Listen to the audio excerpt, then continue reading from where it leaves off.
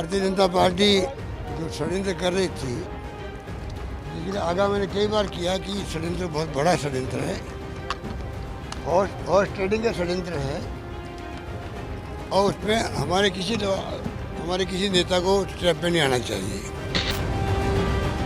रिश्ते का दी एंड हो गया। सचिन पायलट पर गाज गिरा दी गई। डिप्टी सीएम और प्रदेश अध्यक्ष से सचिन पायलट बर्खास्त कर दिए गए। सवाल है सचिन की नई पारी कब, कैसे और कहां से शुरू होगी? क्या वो बीजेपी में जाएंगे? जवाब है ना। इंडिया टुडे मैगजीन से बातचीत में पायलट क्या कह रही हैं, आप खुद सुनिए। क्या बीजेपी में जाएंगे? बीजेपी ने कहा कि उनके दरवाजे आपके लिए खुले हैं। मैं फिर से साफ कर दूं, मैं बीजेपी में नहीं जा रहा हूं। मैं इस समय सिर्फ यही कह सकता हूं कि मैं अपनी जनता के लिए काम करना जारी रखूंगा। सचिन पायलट बीजेपी में जाने के सवाल पर ना कर रही हैं, लेकिन बीजेपी की हसरत भरी निगाहें छिपाए नहीं छिप रही। सचिन पायलट के बीजेपी नेताओं के संपर्क में होने की भी जबरदस्त चर्चा है। जब सचिन पायलट से इस बारे में पूछा गया तो जवाब क्या था, वो भी सुनिए। क्या आप बीजेपी नेताओं के संपर्क में हैं?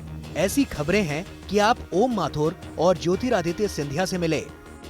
मैं किसी बीजेपी नेता से नहीं मिला हूं।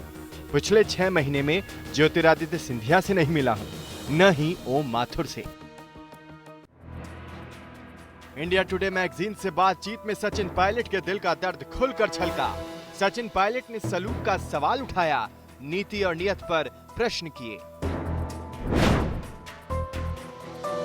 आप अशोक गहलोत से क्यों नाराज हैं? मैं उनसे नाराज नहीं हूं। मैंने कोई खास ताकत की मांग नहीं की। मैं सिर्फ ये चाहता था राजस्थान सरकार जनता से किए वादों को पूरा करे। सत्ता में आने के बाद गहलोत जी ने कुछ नहीं किया। उन्होंने मुझे और मेरे समर्थकों को राजस्थान के विकास के काम करने का मौका नहीं दिया। अधिकारियों को आदेश दिए कि वो मेरे आदेशों को न माने। मेरे पास फाइलें नहीं आती थीं। कैबिनेट और कांग्रेस की बैठक महीनों तक नहीं हुई।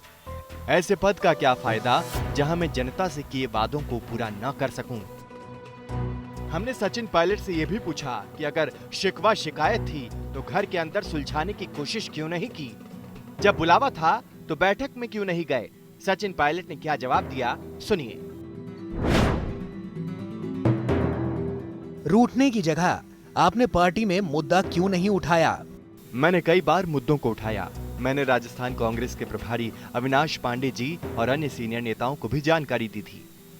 मैंने गहलोत जी के सामने भी अपनी बात रखी थी, लेकिन जैसा कि मैंने कहा, मंत्री और विधायकों के बीच मुश्किल से कोई बैठक होती थी। वहां बातचीत और चर्चा की कोई जगह नहीं थी।